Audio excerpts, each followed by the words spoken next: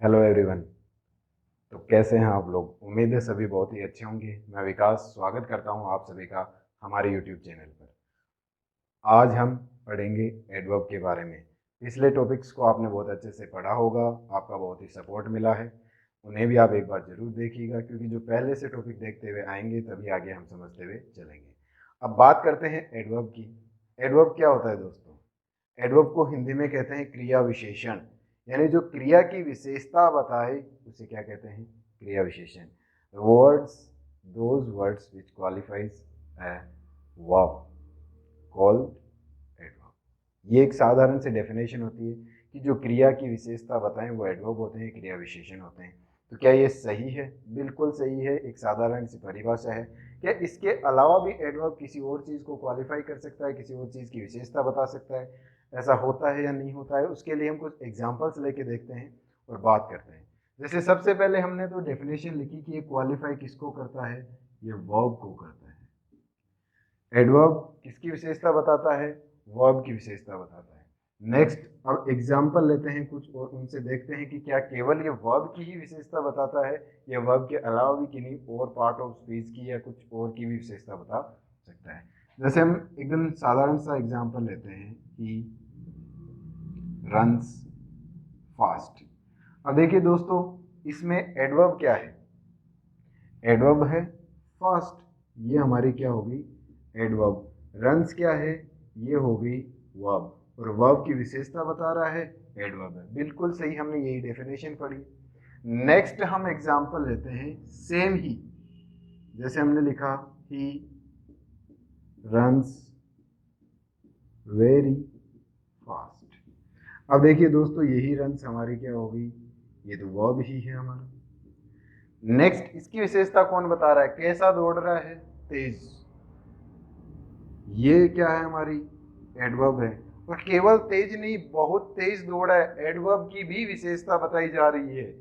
तो जो एडवर्ब की भी विशेषता बता दे वो भी क्या होता है? एडवर्ब। यानी कि एडवर्ब केवल वर्ब की विशेषता नहीं बताता है, एडवर्ब खुद एडवर्ब की विशेषता भी बता सकता है। एक और एग्जांपल लेते हैं। जैसे हमने लिखा he is a very good boy. Boy क्या है दोस्तों? नाउन है। ये क्या है अपना? प्रोनाउन है।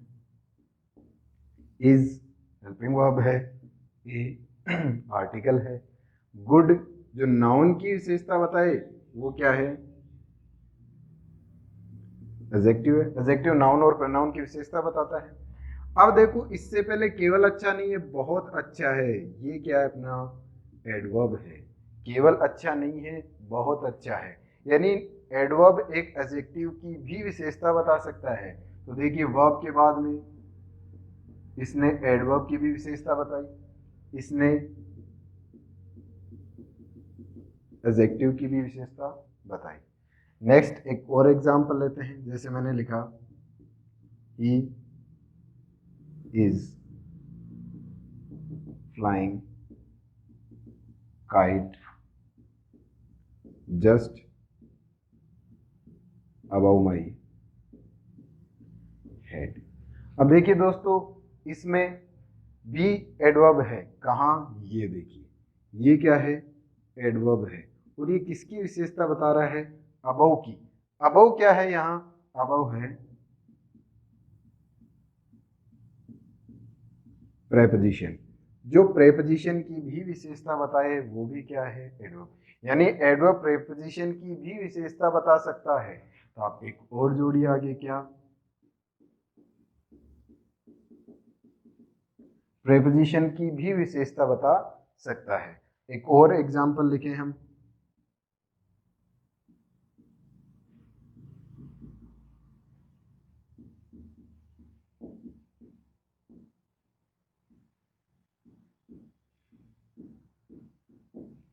अब देखिए दोस्तों, यहां हमारे पास ये भी एक एडवर्ब है, इसी की बात करते हैं एक बार। और ये क्या है अपने पास? एक complete sentence, he plays well. यहां हमने क्या लिखा है? Naturally he plays well. तो ये पूरे कंप्लीट सेंटेंस की भी विशेषता बता रहा है, ये भी क्या है? एडवर्ब है। यानी ये पूरे एक सेंटेंस की भी विशेषता बता सकता है। तो देखा दोस्तों आपने, एग्जाम्पल से सीखना बड़ा ही आसान होता है कि एडवर्ब केवल जो डेफिनेशन हम पढ़ते हैं कि एक क्रिया विशेषण सिर्फ क्रिया की विशेषता बताता है, ऐसा नहीं है। एडवर्ब क्रिया के साथ साथ खुद क्रिया विशेषण की, खुद विशेषण की, प्रेपोजिशन की, पूरे सेंटेंस की, इन सब की विशेषता भी ये बता सकता है। और हाँ, इसके साथ ये कंजक्शन की विशेषता भी बता सकता है। यानी एडवर्ब, वर्ब, एडवर्ब और एडजेक्टिव की विशेषता तो बताता ही बताता है, साथ में ये प्रेपोजिशन, सेंटेंस और कंजक्शन की विशेषता भी बता सकता है। तो उम्मीद है ये बात आपको बड़ी ही अच्छी लगी होगी और समझ में भी आई होगी। एग्जाम्पल्स के थ्रू अगर हम समझते हैं तो ये बहुत ही अच्छे से समझ में आती है और ऐसा ही हमने किया है। आप चाहें तो इसका एक बार स्क्रीनशॉट ले सकते हैं। और ध्यान में रखिएगा दोस्तों, हर एक चीज़ को बहुत ही आसान तरीके से हम पढ़ रहे हैं और इन्हें बड़े ही आसान तरीके से आपको याद रखना है। तो स्क्रीनशॉट आपने इसका ले लिया होगा। अब देखिए दोस्तों, एक बहुत ही इम्पोर्टेंट एडवर्ब होती है क्वाइट। और ये इम्पोर्टेंट क्यों होती है, इसे आप बहुत ही ध्यान से देखिएगा। ये इम्पोर्टेंट इसलिए होती है दोस्तों क्योंकि ये अकेली ऐसी एडवर्ब है जिसको कोई अन्य एडवर्ब क्वालिफाई नहीं कर सकता। यानी जैसे हमने अभी डेफिनेशन में पढ़ा कि एडवर्ब एक एडवर्ब की भी विशेषता बताता है, लेकिन क्वाइट एक अकेली एडवर्ब ऐसी है जिसकी कोई और विशेषता नहीं बता सकता। एग्जाम्पल लेके हम देखें तो देखिए, हम लिखते हैं he is almost quite confident. अब ये सेंटेंस गलत है, क्यों? क्योंकि क्वाइट जो एडवर्ब यूज लिया है उससे पहले ऑलमोस्ट का प्रयोग नहीं कर सकते। इसको क्वालिफाई करने के लिए अन्य किसी भी एडवर्ब का प्रयोग आप नहीं कर सकते। तो इसका सही सेंटेंस क्या होगा? बस आप ऑलमोस्ट को हटा दीजिए, क्वाइट कॉन्फिडेंट। अब क्या है? ये आपका सेंटेंस बिल्कुल सही है। तो इस बात को भी बहुत अच्छे से आप ध्यान में रखिएगा। तो चलिए, इतनी बातें करने के बाद अब हम पढ़ते हैं कि एडवर्ब के टाइप्स कितने होते हैं, कितने टाइप्स होते हैं, और उसके बाद हम ये भी पढ़ेंगे कि इनकी पहचान कैसे की जाए। सेंटेंस में देख के कैसे पता लगाएं कि इस सेंटेंस में एडवर्ब है या नहीं है, और अगर है तो कौन सा वर्ड है जो एडवर्ब है। तो देखिए, अगर हम बात करें एडवर्ब्स के टाइप्स की, कितने टाइप के होते हैं और किस टाइप में किन किन वर्ड्स को रखा जाता है, तो चलिए शुरू करते हैं। सबसे पहले हमने लिखा है एडवर्ब ऑफ टाइम। टाइम, समय, जो समय को दर्शाते हैं एडवर्ब्स, उन शब्दों को यहाँ रखा जाता है। वो शब्द जो समय को दर्शाते हैं और एडवर्ब हैं, जैसे हम कहें यस्टरडे, बीता हुआ कल, टुडे, आज, टुमारो, आने वाला कल, नाउ, अभी, देन, तब। देखिए, देन का ध्यान रखिए, ये THEN है। यहाँ अगर आपने लिख दिया THAN तो ये कंपैरिजन के लिए आता है, तुलना के लिए आता है, बिगर देन, स्मॉलर देन। तो इसका ई का ध्यान रखिए, ये समय के लिए आता है, और ए जो आता है वो कंपैरिजन के लिए आता है। चलिए नेक्स्ट देखते हैं, एडवर्ब ऑफ प्लेस। प्लेस यानी जगह, स्थिति दर्शाता है कि जगह स्थित है, कोई चीज़ कहाँ है। जैसे हमने कहा हियर, यहाँ, दियर, वहाँ, इन द क्लास। अब इन द क्लास, क्लास में है, आप कर सकते हैं in the city, at work, इस तरीके की कोई भी जो आपकी फ्रेज है प्लेस। हीदर और तीथर, इनका मतलब होता है इधर और उधर, ये भी जगह ही दर्शाता है, इधर या उधर। नेक्स्ट देखिए, एडवर्ब ऑफ मैनर। मैनर यानी क्या होता है? तरीका, किसी काम करने का तरीका, या जो भी कार्य हुआ है वो किस तरीके से हुआ है, जल्दी हुआ है, तेज हुआ है, धीमा हुआ है, नहीं हुआ है, इस तरीके से। देखिए, फास्ट यानी तेज, स्लो यानी धीमे, क्विकली यानी कहते हैं ना फटाफट काम हो गया, बैडली यानी बुरे तरीके से, क्वाइटली यानी एकदम शांति से काम हो गया। नेक्स्ट देखिए, एडवर्ब ऑफ फ्रीक्वेंसी। फ्रीक्वेंसी यानी कह सकते हैं ना कि इसकी काम होने की जो रिपीटेशन है, या फिर किस तरीके से होता है, बार बार होता है, या कितना टाइम इंटरवल लेता है, कितने समय बाद वापस रिपीट होता है, तो ये इसकी फ्रीक्वेंसी है। तो देखिए, फ्रीक्वेंसी में किन शब्दों को लेते हैं? जैसे ऑलवेज, जो काम हमेशा होता है। फ्रीक्वेंटली, फ्रीक्वेंटली यानी कहते हैं जो कभी कभी होता है। नेवर जो कभी नहीं होता है, सेल्डम भी कभी कभार होने वाला काम होता है। अब देखिए next, adverb of quantity. Quantity क्या होती है? मात्रा। मात्रा दर्शाने वाले शब्द जो एडवर्ब के रूप में आते हैं वो हम यहाँ लेंगे। मात्रा किसी चीज की दर्शाई जा सकती है इन शब्दों से, जैसे हम कहें एनफ यानी पर्याप्त होता है, मच अधिक के लिए आता है, वेरी भी अधिक के लिए आता है, लिटिल थोड़े के लिए आता है। इस तरीके के जो शब्द हैं जो हम क्या दर्शाते हैं? क्वांटिटी दर्शाते हैं, वो एडवर्ब ऑफ क्वांटिटी है। नेक्स्ट देखिए एडवर्ब ऑफ रीजन। रीजन यानी हम कारण। कारण किन शब्दों से बताते हैं? जैसे हमने लिखा हेंस, हेंस का मतलब होता है इसलिए, देयरफॉर इसका भी मतलब क्या होता है?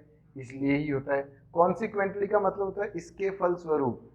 कारण बताते हैं ना कि ये काम हुआ इसके फलस्वरूप अब ये हुआ, तो इस काम होने का कारण क्या है? तो रीजन, कॉन्सिक्वेंटली इसके फलस्वरूप। नेक्स्ट देखिए हमारे पास है एडवर्ब ऑफ अफर्मेशन और नेगेशन, यानी या तो हाँ करने की बात कहें या मना करने की बात कहें। तो हाँ या ना करते हैं हम यस, नो, नोट। और एक आता है सर्टेनली। सर्टेनली यानी कहते हैं ना क्या ये काम हो जाएगा, तो आप कहते हैं निश्चित रूप से, यानी सर्टेनली काम हो जाएगा। नो नहीं होगा, यस हो जाएगा, नोट नहीं के लिए ही आता है। देखिए नेक्स्ट है इंटेरोगेटिव एडवर्ब। वही इंटेरोगेटिव WH वर्ड वाली आती है ज्यादातर। When, where, how many, how much. How many भी कितने के लिए और हाउ मच भी कितना के लिए। हाउ मेनी आ जाएगा काउंटेबल होने पर और हाउ मच आ जाएगा अनकाउंटेबल होने पर। हाउ फार कितनी दूर। इस तरीके के शब्द हमने क्या ले लिए? Interrogative adverb. नेक्स्ट है हमारा रिलेटिव एडवर्ब, व्हेन, वेयर और हाउ।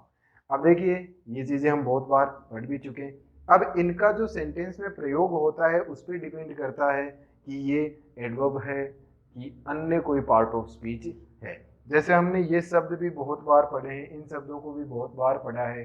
फ्रीक्वेंसी वाले तो अभी आए, लेकिन ये जैसे क्वांटिटी है, इन शब्दों को भी हमने बहुत बार पढ़ा है। यानी पहले भी पढ़ा है, किस में पढ़ा है हमने? एडजेक्टिव में पढ़ा होगा, प्रोनाउन में भी हम पढ़ सकते हैं इनको। तो इनका जो सेंटेंस में यूज होता है किसी भी वर्ड का, वो डिसाइड करता है कि ये शब्द कौन से पार्ट ऑफ स्पीच का है। क्या ये नाउन है, प्रोनाउन है, वर्ब है, एडवर्ब है, कैसे भी हो वो सेंटेंस में इनके यूज पे डिपेंड करता है। तो देखिए हमने देखे यहाँ पे काफी सारे एडवर्ब के टाइप्स और उनसे जुड़े हुए कुछ शब्द। आप इनका स्क्रीनशॉट ले लीजिए, बहुत ही इंपॉर्टेंट है आपके लिए। अब देखिए एडवर्ब के टाइप्स के बाद हम बात करते हैं कि एडवर्ब्स को पहचाने कैसे, इनको पहचानने का क्या तरीका होता है। तो बड़ी ही सिंपल सी बातें हम करेंगे कि किस तरीके से हम एडवर्ब को पहचान सकते हैं। सबसे पहली बात आप नोट कीजिएगा कि कोई भी एडजेक्टिव और उसके साथ हम जोड़ दें क्या? LY, तो वो क्या बन जाएगा? एडवर्ब बन जाएगा। जैसे हमने लिखा नाइस और इसके साथ जोड़ दिया LY, तो ये क्या बन गया? नाइसली। हमने लिखा बैड और जोड़ दिया LY, तो क्या बन गया? बैडली। इस तरीके के जो शब्द हैं कि एडजेक्टिव के साथ LY जोड़ दें तो वो क्या बन जाता है? एडवर्ब। लेकिन ये जनरल रूल है, कुछ एक्सेप्शंस भी इनके होते हैं, उनका भी आपको ध्यान रखना है। जैसे एक्सेप्शन की बात करें कि कुछ शब्द होते हैं जो एडवर्ब नहीं होते हैं, या तो वो क्या होंगे? नाउन होंगे या केवल एडजेक्टिव होंगे और उनके अंत में LY भी होगा। जैसे हम बात करें लिली, ये एक फ्लावर है और ये क्या है? नाउन है। फ्लावर का देखो अंत में LY भी जुड़ा हुआ है, लेकिन ये क्या है? नाउन है। जैसे हम कहते हैं, जैसे कहते हैं ना कि बारिश का मौसम है, लवली वेदर, तो हमने जैसे यूज लिया लवली, अंत में LY जुड़ा है, लेकिन ये क्या है? एडजेक्टिव है। ये भी क्या नहीं है? एडवर्ब नहीं है। तो इस चीज का भी आप ध्यान रखिएगा। कुछ शब्द हैं जो एक्सेप्शन में भी आते हैं, कुछ ऐसे भी होते हैं जिनके अंत में LY है लेकिन वो केवल एडवर्ब नहीं है, वो एडजेक्टिव भी हो सकते हैं और एडवर्ब भी हो सकते हैं। जैसे हम कहते हैं ना अर्ली, डेली, मंथली, ईयरली, इस तरीके के जो शब्द होते हैं वो क्या होते हैं? एडवर्ब भी होते हैं और एडजेक्टिव भी होते हैं। जैसे हम बात करें कि डेली वेजेस, डेली न्यूज़पेपर, ये क्या है? ये है एडजेक्टिव। यहाँ डेली का मतलब क्या है, यानी किस पार्ट ऑफ स्पीच में जाएगा? ये जाएगा एडजेक्टिव में। लेकिन हमने कहा ही वर्क्स हियर डेली, अब क्या है ये, अब ये एडवर्ब है, अब यहाँ क्या है, एडवर्ब है। तो कुछ एक्सेप्शंस होते हैं, उनका भी आप ध्यान रखिएगा, लेकिन जनरली क्या होता है, एडजेक्टिव के साथ आप एलवाइब जोड़ दें तो वो क्या बन जाता है, एडवर्ब बन जाता है। दूसरी अगर हम बात करें तो आप जो सेंटेंस दिया गया है उससे 4 सवाल पूछिए। कौन कौन से आप पूछिए, when, where, how and how often. इन सवालों का जो भी आपको जवाब मिलेगा वो क्या होगा, वो एडवर्ब होगा। जैसे हम एग्जांपल लें, हमने लिखा ही स्लीप्स साउंडली। अब ये जो हमारा मेन वर्ब है, इससे हमने सवाल पूछा हाउ। हाउ का यहाँ आंसर क्या मिलेगा, साउंडली। साउंड, स्लीप साउंडली का मतलब होता है कि आराम से सोया, अच्छी नींद लेना कहते हैं, साउंड स्लीप, अच्छी नींद को कहते हैं। हमने किया दूसरा सेंटेंस, अगर हम लिखें he is sitting there.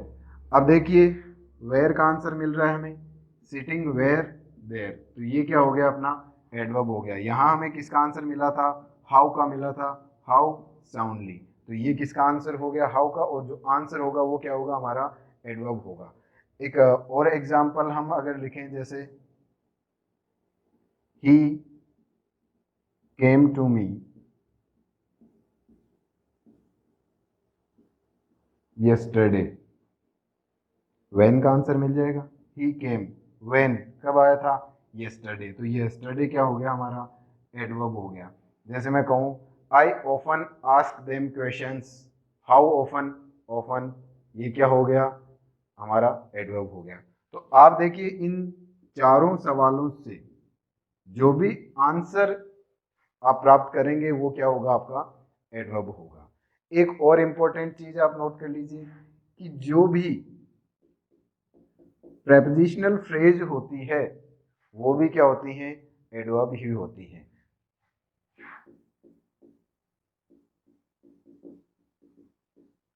Prepositional phrase, prepositional phrases जो होती हैं वो भी एडवर्ब ही होती हैं। जैसे हमने लिखा he is sitting in the classroom. अब देखिए आंसर अगर इसी से वही सवाल करें, सिटिंग वेयर, कहाँ बैठा है, तो हमें ये पूरा आंसर देना पड़ेगा, इन दी क्लासरूम। इन क्या हो गई, एक प्रेपोजिशन है और इसके साथ एक प्रेपोजिशनल फ्रेज बन रही है, तो प्रेपोजिशनल फ्रेज पूरी क्या है, ये पूरी ही एडवर्ब है। तो इस चीज का भी आप ध्यान रखिएगा। अब हमने देखा कि बहुत ही आसान होता है किसी भी सेंटेंस में पता लगाना कि इस सेंटेंस में एडवर्ब कौन सा है। आप किसी भी एक तरीके को अपना सकते हैं और उससे आप पता लगा सकते हैं। उम्मीद है आपको ये सेशन बड़ा पसंद आया होगा। अगर पसंद आया तो प्लीज़ लाइक करें और चैनल को सब्सक्राइब करें ताकि आप नए वीडियोज़ प्राप्त करते रहें। वीडियो देखने के लिए थैंक यू वेरी मच।